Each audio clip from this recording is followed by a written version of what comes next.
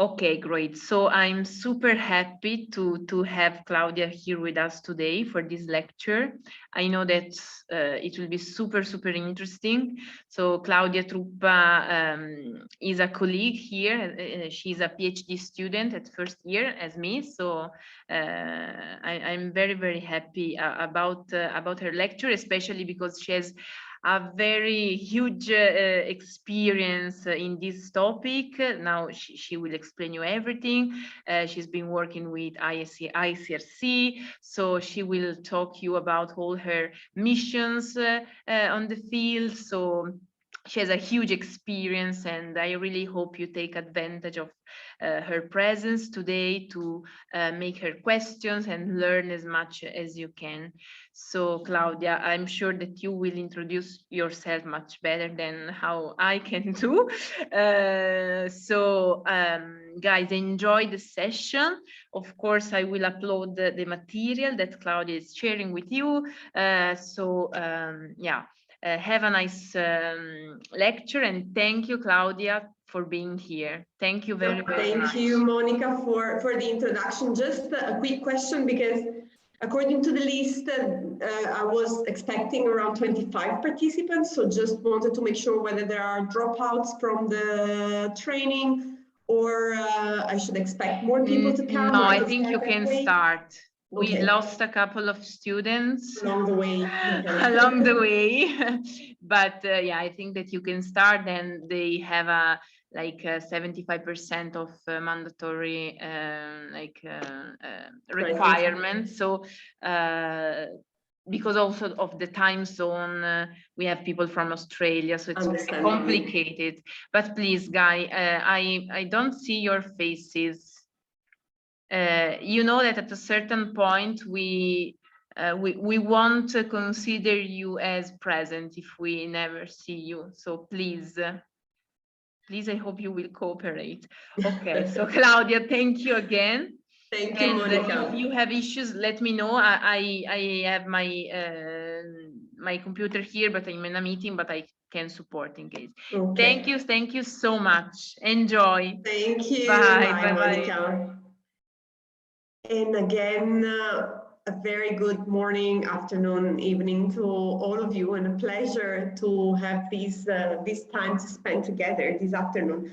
I'm pretty mindful that this is the last session of a very long week, so I promise I'll try to keep it short. Hopefully we'll not have too many interruptions.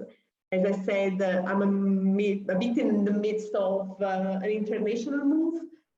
So moving companies was late, and therefore childcare is a bit juggled in between. But hopefully you're going to bear with me. I guess you've seen plenty of events in which people have been interrupted by small human beings walking inside the room. So you'll bear with me. So good to see some of your faces, and thank you for your patience now. As I said before, I promise, just as ground rules for all of us, I promise I will keep it short. I don't want to repeat everything that was written in the brief that hopefully all of you have read. I don't want to spend too much time saying something that you don't really care about. For me, is really making the best out of these 1 hour and 10 minutes that we can spend together today, answering your questions, and basically telling you what I've seen throughout my experience. A bit of background information on myself. So I'm Claudia. I'm an Italian doctor as a background. So I was a medical student. I was in the International Federation. I did my internship in Mexico at the time. I know there was someone from Mexico that was supposed to be in the group. I don't know if the person is here. I was in Puebla, so I spent 2 beautiful months, and that was my beginning of these international type of experiences. I specialized in infectious diseases, and from there, of course, I got completely hooked to this type of specialty, and particularly to infectious diseases as mainly diseases of poverty. If you've never read Paul Farmer, is a fantastic physician and has written something very beautiful around structural violence and in infectious diseases as disease of poverty. these are beautiful readings that can inspire your career in the years to come in medical school. So that's how I got hooked, and immediately after finishing my specialization, I started working with different organizations, with an Italian NGO in Mozambique first, and then with Médecins Sans Frontières, that probably many of you have already heard, have interacted with, or are dreaming of joining at one point in time. I worked with them in the Democratic Republic of Congo, and then in South Sudan, and then Jordan. I joined UNICEF for a short year. I was based in Myanmar, so I moved from basically Sub-Saharan Africa to Southeast Asia. And then I joined the ICRC at the beginning of 2015. Since then, I've been with them. My first mission was in Central America. I was covering basically El Salvador, Honduras, and Panama. I know there must be someone from Panama in the group. I don't know if that's correct or if is one of the dropout. In that case, would be nice to see if anyone is still with us from Panama.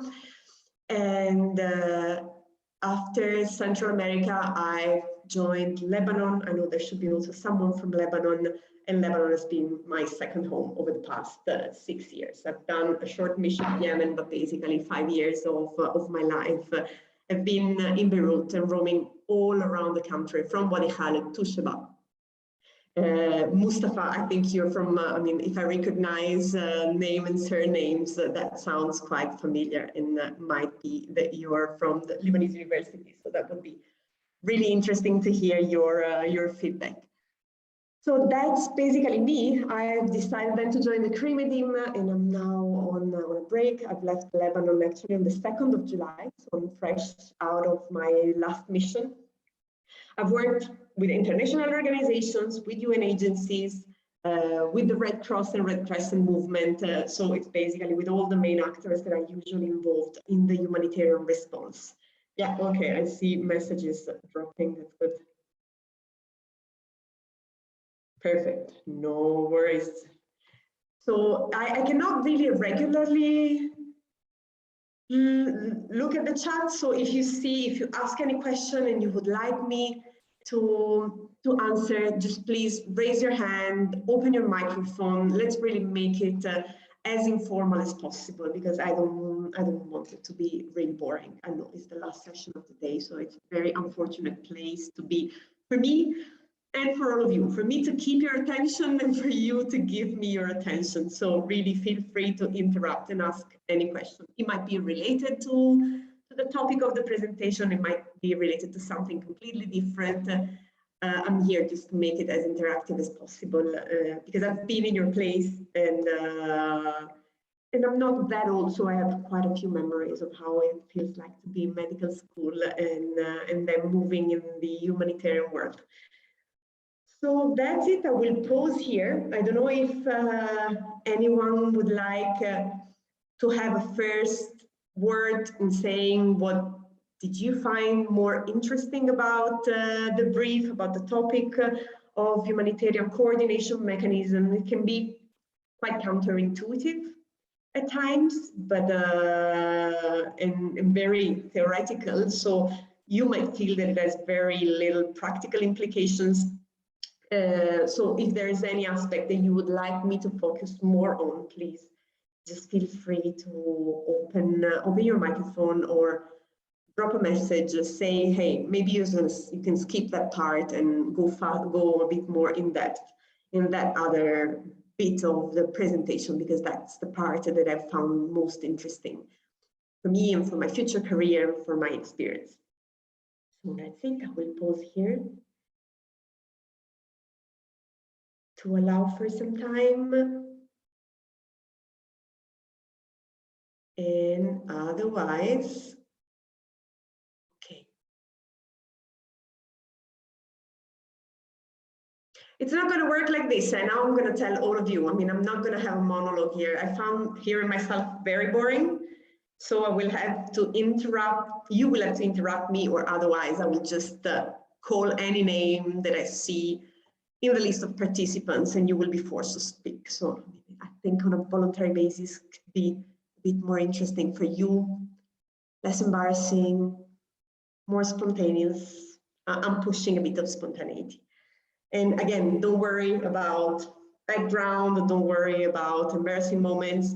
If you can open your camera, that would be very much appreciated. If you cannot, that's okay, but open your microphone and please talk to me and participate, because I really don't need to be all by myself. So I'm just starting probably sharing this. Can you see my screen? So just, I cannot see the chat box, so someone will need to tell me yes, no. We can see. Okay, perfect.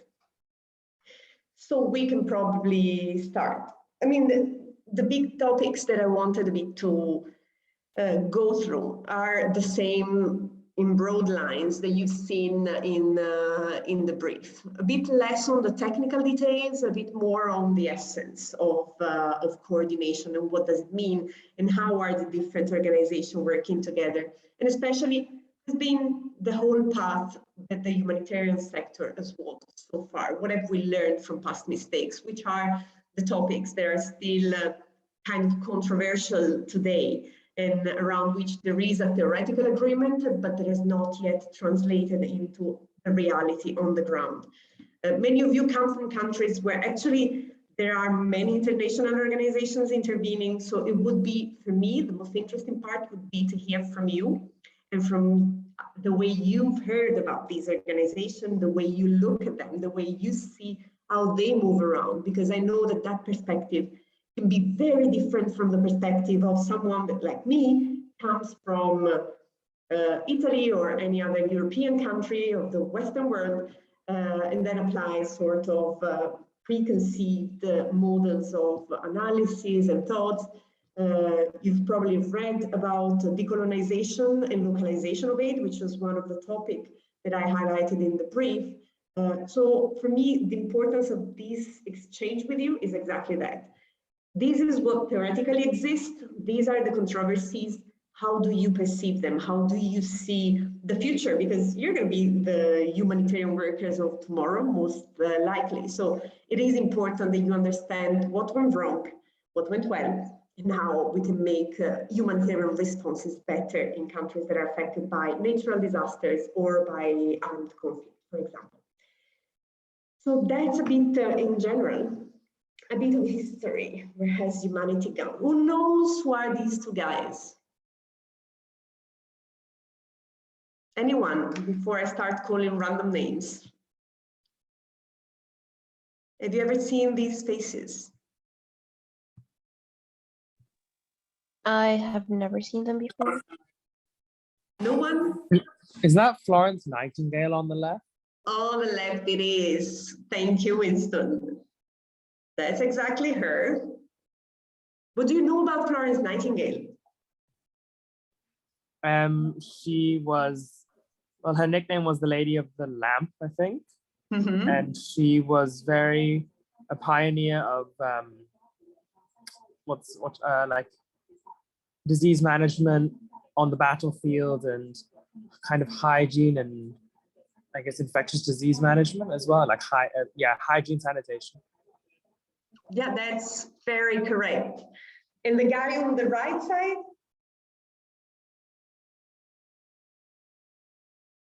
If anyone has been part of the Red Cross, Red Crescent movement, or like the National Red Cross or Red Crescent in your home countries, you might have heard his name. Anyone?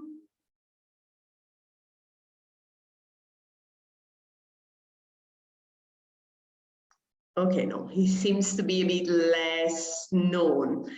So yeah, I'm very attached to these two guys, also for some personal reasons that I will just tell you, because it's a history of humanitarian coordination, but it's also the history of how I've approached the humanitarian field and how I got hooked to it. The guy on the right side is Henri Dunant, who is the founder of the International Committee of the Red Cross, which is the organization that I've been working with over the past 7 years and a half. Why I use the picture of the two of them? Well, Florence Nightingale, because it is a beautiful story. Florence Nightingale is at the root of every inspiration that has made humanitarian interventions happen. It was a British nurse. She was born actually to a British family, but in Florence, in Italy, which is where I studied medicine. So I've already come across her name from when I was roaming around the city and visiting the Church of the St. Cross, which is a very famous church in Florence, if any one of you has ever visited, where there are all the graves of famous people from the Renaissance, like Galileo Galilei, huge scientists and poets and artists that have shaped the Renaissance period and afterwards. So I saw her grave and her mausoleum, and it was just an inspiring figure for someone who is approaching medical school and saying, oh, wow, it was a woman, a person that is at the root of today's humanitarian response. But of course, she did not get all that credit back then, because history is often written by those who win, and history is often written by men. So Henri Dunant is a Swiss guy, was a very rich Swiss guy. He was traveling around Italy, and during the times of the Second Independence War in Italy, he came across the battlefield of Solferino, where he was just struck by the vastity of suffering and pain and lack of humanity. It was just unfolding in front of his eyes. So he observed then the work that this nurse was doing in silence.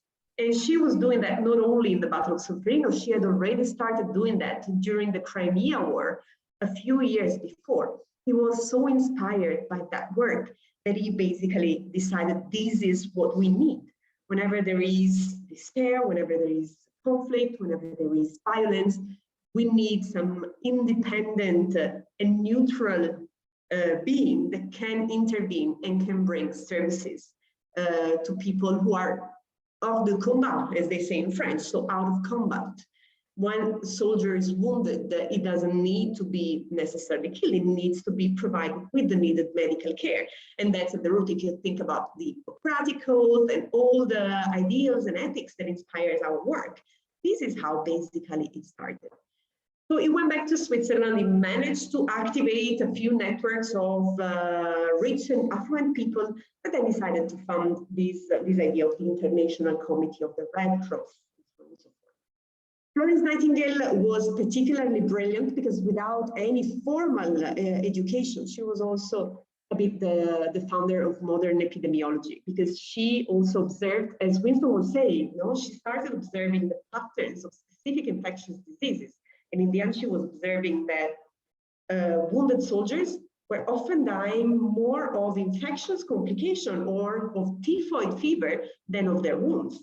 So she basically started implementing hygiene measures, implementing hand washing and all of that in the hospital that were hosting these soldiers.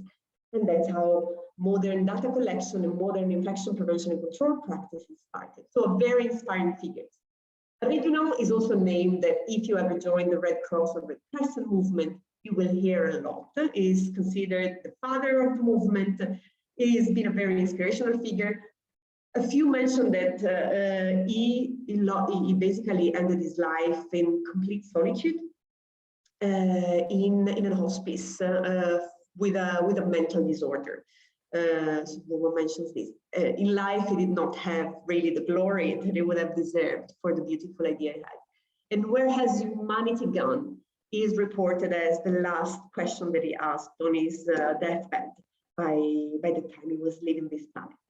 So it is a bit for me to share with you what inspired me, because he wrote also this book that is a memory of Solferino. It was the first book that I read when I joined medical school. It was recommended to me by a professor at the university. I read it, and that's where I started dreaming of making exactly this type of work for the rest of my life. And that's how I ended up where I am today, which is not that far, but it's been visiting many places and seeing a lot of humanity actually at its worst and sometimes at its best. So I hope if you ever want to read anything, just to read a memory of Solferino, because that could also help you going further or inspiring you definitively for this type of work. Okay, then a lot of things have happened. I'm not going to go through the details. You've probably read already about the Geneva Conventions and all the different steps from First World War, Second World War, and then all the modern conflicts. But then there are a few key moments that have really triggered the reflex of we need to do better and we need to talk more to each other, because at a certain point, it was written in one of the two briefs, it was especially in the 70s. No, hundreds of non-governmental organizations started proliferating. So these, of course, multiplied the possibility of responses, but also multiplied the possibilities of overlaps, of conflicting interventions, of lack of coherence in what was being done in any country at conflict. And that's where the need of coordination became stronger and stronger. Who knows where this picture was taken? And who knows who is Sebastião Salgado, especially?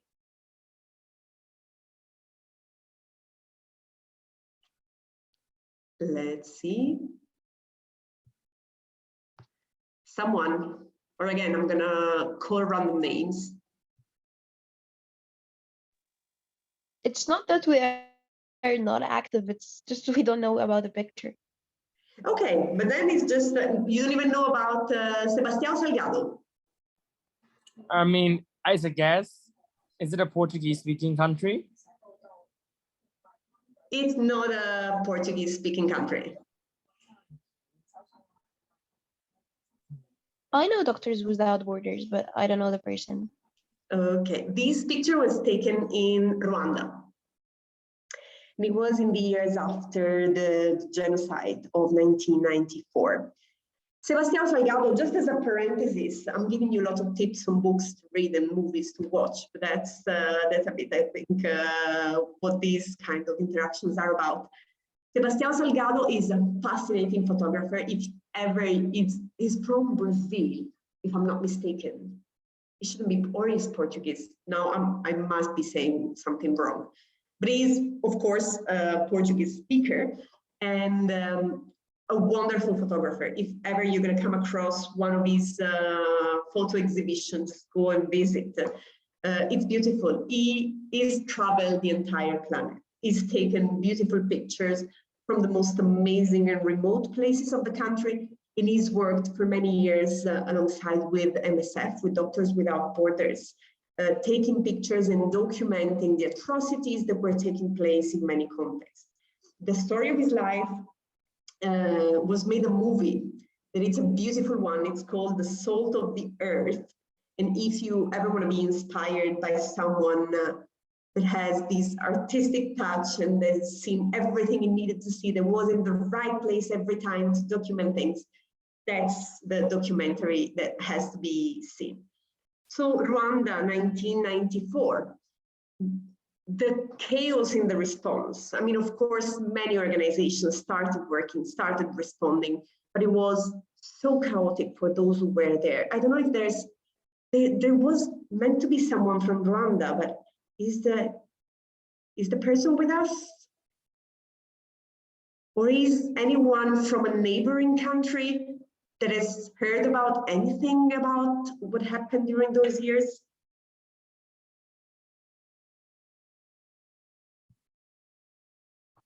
Doesn't really look like. That's a pity, because that would have been really interesting to hear from you, because I was not there.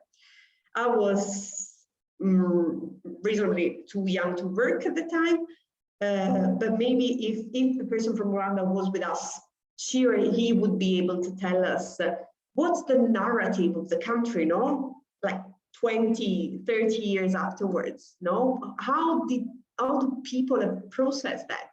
And how do they think about the way in which all these international organizations came to the country and started helping? I don't know if you've ever seen also Hotel Rwanda. That's another really impressive and painful movie, but it's if you're looking for some inspiration, also have a look at that.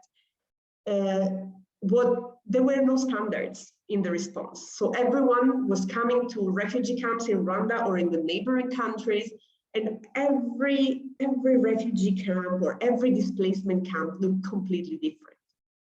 There was no guarantee of the proper size of the shelters that were being provided, what was the right amount of water, which were the basic services that should have been guaranteed to this population. I mean, it might sound quite intuitive for us, but the reality on the ground was that there was one organization that was coming doing a vaccination campaign in one camp, and no one doing the same vaccination campaign maybe in the neighboring camp. And this chaos was not only about health interventions, it was also about protection interventions. Families that were torn apart by the conflict, and what was going on. So parents that lost trace of their children, children that lost trace of their elderly parents, and no one knew how to get back in contact with them. There was no WhatsApp at the time. So it was impossible to maintain this kind of family links. And there were absolutely no standards of care. So it was a profound reflection after this crisis that triggered what was the creation and establishment of the SPHERE standards. These SPHERE standards, basically they apply to every sector that is involved in humanitarian response, from livelihoods to economic security, to nutrition, to health, to water and sanitation. And it provides a minimum, the bare minimum that needs to be put in place if we really want to have an acceptable humanitarian response.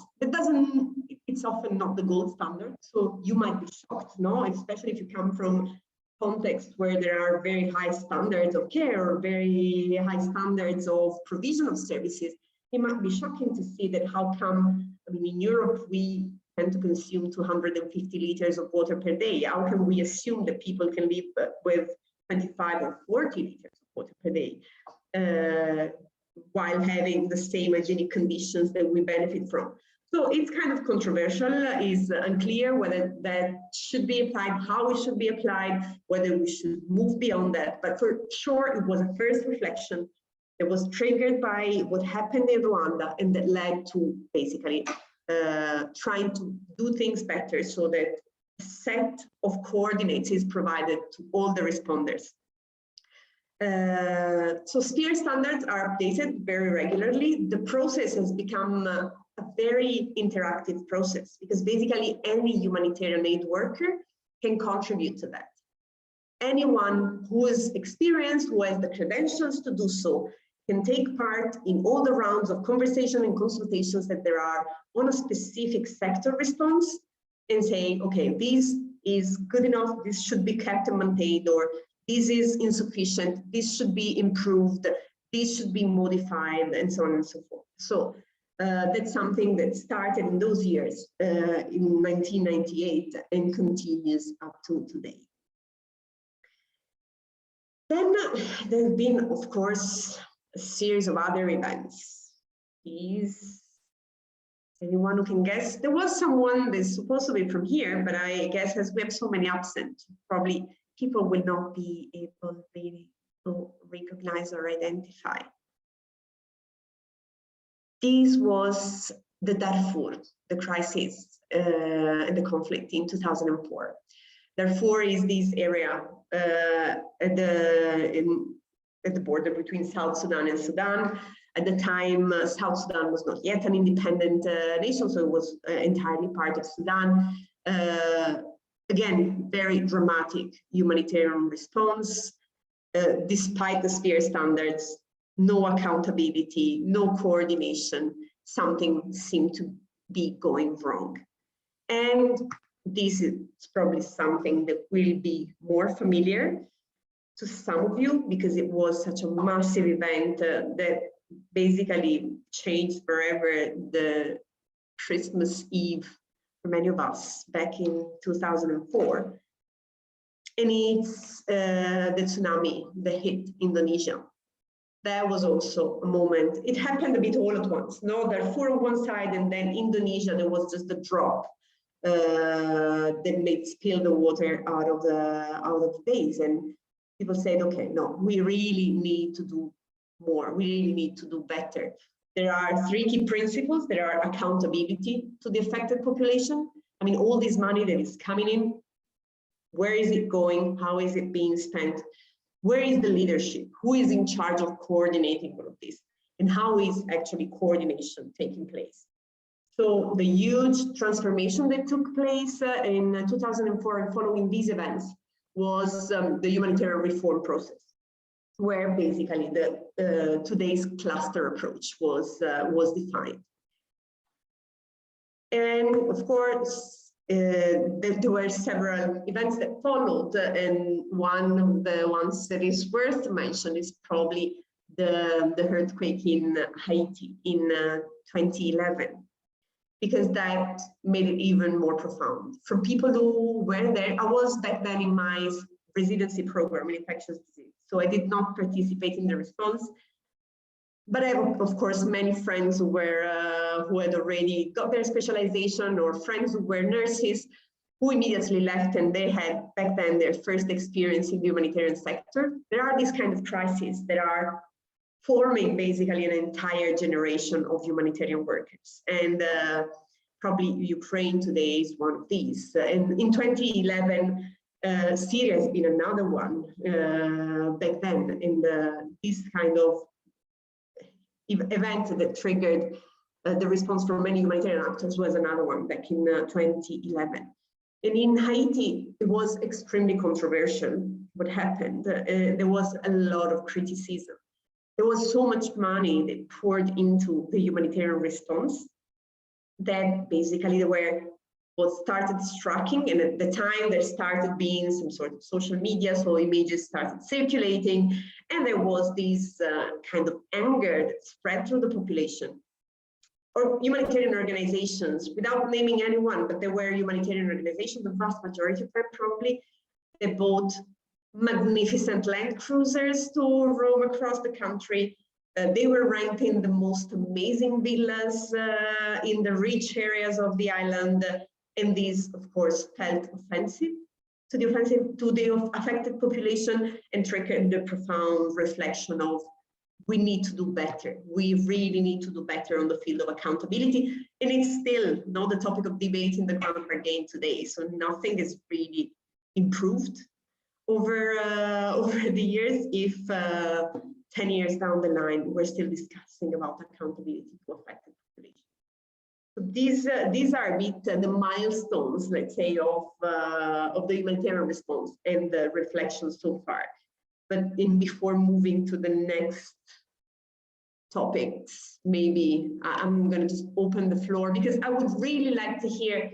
You come from different countries, and probably many of your countries, there are many NGOs that are working. How do you see them? How do you perceive them? Because sometimes it's people that are working in a sort of golden cage, and they interact very little, and they have very little understanding of the problems the population is facing there.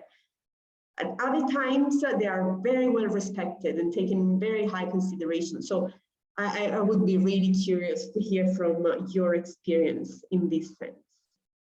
Anyone willing to share what you've observed, what you've, you don't need to put your camera on if you don't feel comfortable. You can just open your microphone and say, look, I've seen this back home and I think that's really not okay.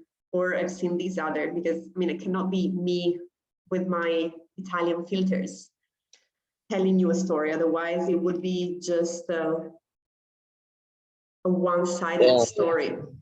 Do you want that we talk about experience in disaster? Yes. Yeah, well, I'm from Panama in America. Yeah.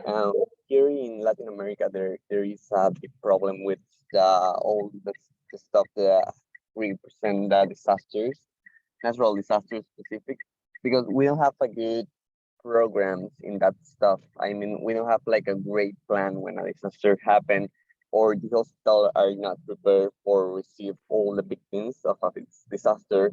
Also, we have some problems with when occurs a disaster, the response, or for example, the firefighters, the police, all that stuff feel late in the event. So I think that that's the one thing that, for example, in my country happened. We have like a weather that it's too rainy, so sometimes we have the river destroy the houses and all that stuff. And we that the people that help that ones, it's the same society. I don't know how to say, it's been like a community and all of that stuff. We don't have like a really good help from the government in the disasters. And that's a very critical point, because it's very often there are governments that are upset at humanitarian organizations because they are not as efficient as they should be compared to the budget that they have, for example, for a humanitarian response. But then the final responsibility of taking care of their own citizens is something that always lies with the state. So yes, humanitarian workers, they can have, we have a very high sense of ourselves, I have to say. We think that we're central to any humanitarian response. We think that we actually do a lot of good things, but it's bits and pieces. Is just small contributions to a bigger response that cannot be delivered by any single organization. And this is also how you've probably had already a lecture on the definition of complex emergencies, no? When the response that is needed overcomes the capacity of a state and overcomes the capacity of a single organization. It requires multilateral coordination. That's when basically we all fail or we all succeed. I mean, if we coordinate correctly with the hosting government, with the communities of the affected population, because the basis of resilience when a crisis hits lies with communities. I mean, that's always the case. Is the networks that are created formally or informally. You know, there are communities that are very close to each other in many contexts, and there are other contexts where you cannot really rely on communities because there are so many tensions and the societal structure is so ripped apart or broken. I mean, Mustafa, you can talk about Lebanon, for example. No, Lebanon is a country that I know very well. You cannot really give that responsibility to communities because there can be neighboring communities that might be struck by a same disaster. They will not be really willing to collaborate with each other. So it remains isolated, and that's where international actors can come in when they're neutral, when they're very well accepted, that they can come in, but it's just a small contribution. And I think, Victor, you raised a very important point, that is where there's absence of government, then with whom lies the responsibility? And very often the reality is that the entire responsibility falls back on the shoulder of communities, which should be the ones served by the state response or by the humanitarian response, and instead they are the ones actually finding ways to cope with what's happening. Thank you for that, because I think it's good to keep in mind, and we can discuss that more when we talk about the different actors, and in particular local NGOs and local civil societies that are often not very capitalized upon or leveraged upon in terms of opportunities. Any other feedback or reflection?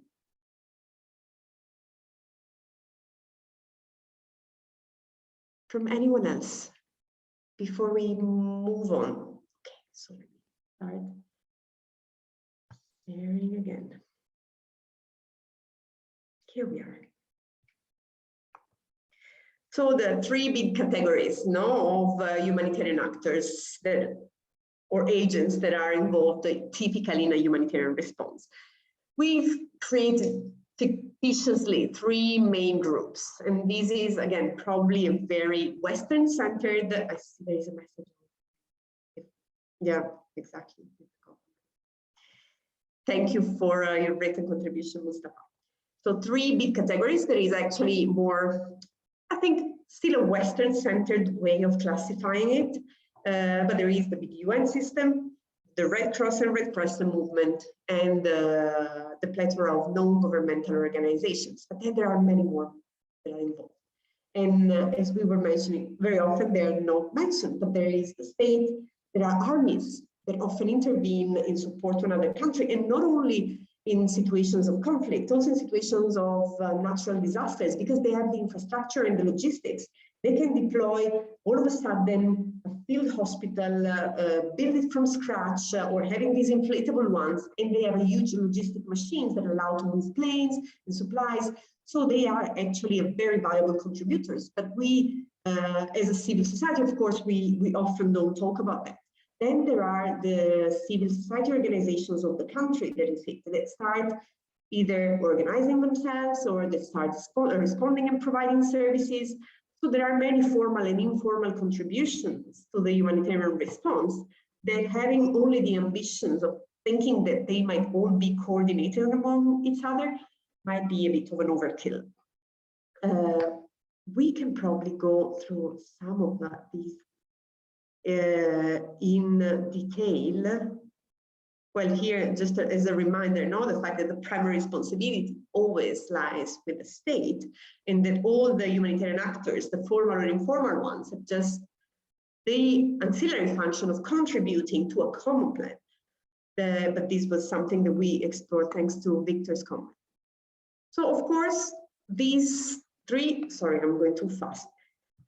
These three different big groups and categories, why we've selected them? Because they have the most structured form of coordination, actually, of their response.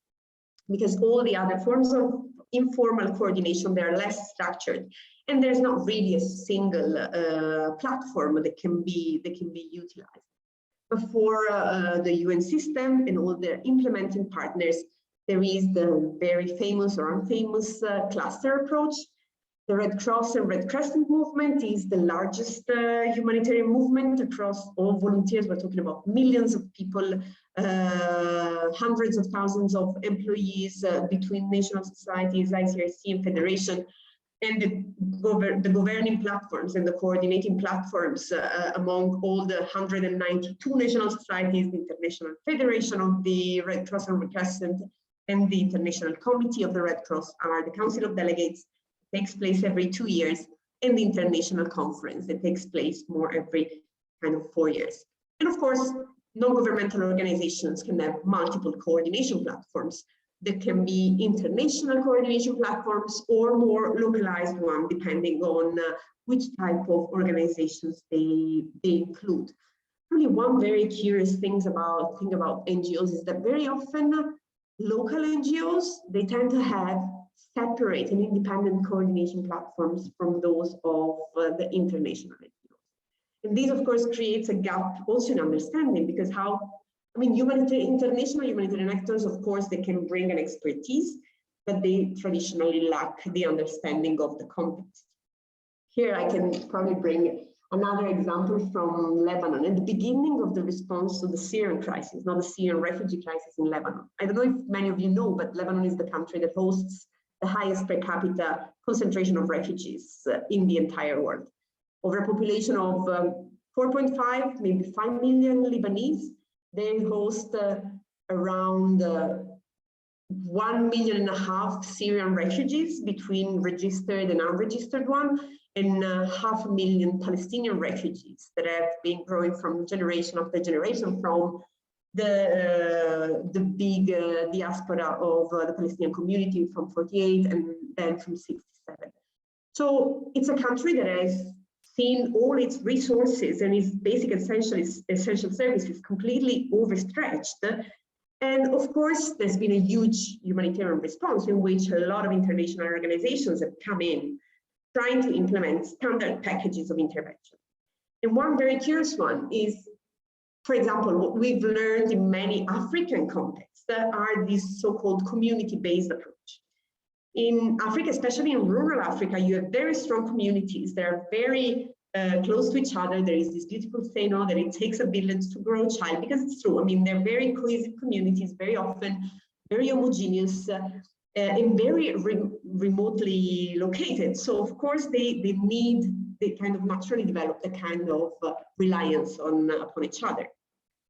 In Lebanon, that's not the case. So community-based approaches were not working, and no one was really understanding why. Local NGOs and local civil society organizations, they knew perfectly that the network of support for a Lebanese who is in crisis or a Syrian who is in crisis is not going to be his neighbor, because probably his neighbor is going to belong to a different group, be it political group or religious group. So there's not going to be that kind of strong mutual support. The network of support is the family. And even if the family is geographically completely apart, then it's still going to be the family. So the approach was completely wrong, and no one got it of the international workers. So it's very curious to see how this lack of communication often implies making mistakes that are actually not making the responses function as it should be. Let's go probably a bit more, okay, this is just an image. I don't want to describe the whole cluster approach. I mean, I would like mainly to ask you whether you want to know something more about it, but there are all these different clusters. Traditionally, there is one UN agency that has the lead on that response and is called the lead agency for that specific cluster. There can be international organizations that can be co-lead. Very often it is the local ministry, be it the Ministry of Health or the Ministry of Agriculture, that is the counterpart of the UN organization in co-coordinating the cluster. So it really depends on the context. There are very few clusters that are active today. There are several, but it's not massive. And there can be also national societies, for example, local Red Cross societies that are co-coordinating. And it's the case of Colombia. I think that there was meant to be someone also from Colombia. So that's why I started looking at all the different countries where there are health clusters, etc. And in Colombia, it is the Colombian Red Cross. It co-coordinates together with WHO, the Colombian health cluster. In other cases, it's not a cluster that is activated because the threshold of intensity of needs is not the one that requires the activation of a cluster, but it's called more informally sector. So for example, in Lebanon, where there are still huge unresponded health needs among the population, both the host population and the refugee population, we have a health sector that is co-led by WHO, UNHCR, and the Lebanese Ministry of Public Health. So as you can see, it can vary across different countries, and it depends on the governance capacity of the country, of course, on the UN agency that is in the lead for specific type of responses. Like in Lebanon, it has been UNHCR for very long because the big focus of the response was the response to the Syrian crisis, so refugees. In the following years, so when the situation has started deteriorating, getting worse also for the Lebanese host population, then more and more there was this shift from UNHCR to WHO as lead agency because the response was needed countrywide and not tailoring specific groups, for example. But I'm gonna pause here just to see whether on the cluster there are specific questions that were not answered or addressed in the brief and that you became curious about by reading what was provided as reading material and additional potential sources of information. So again, a small pause to see who's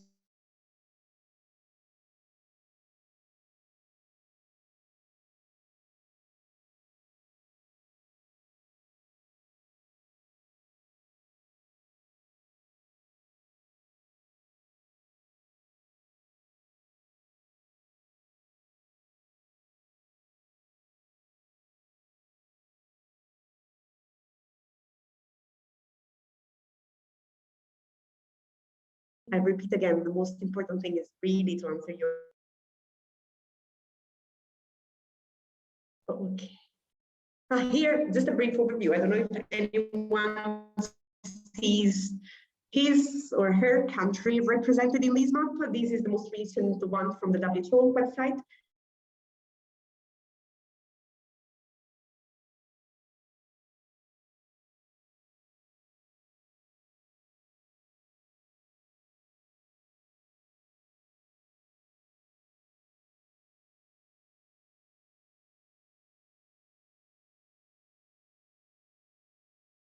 Phase and where the health needs are becoming so big, but there's actually I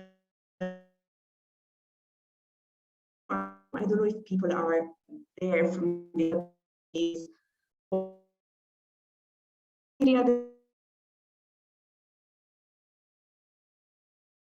Palestine. If the person is with us, yeah, me. Yeah, okay, so Natalie.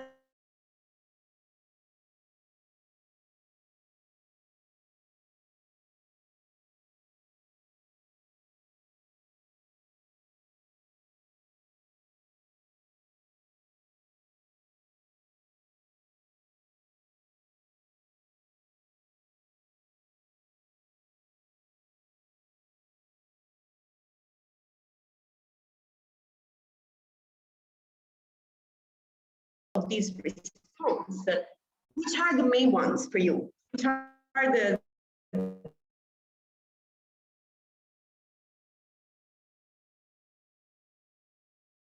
videos, the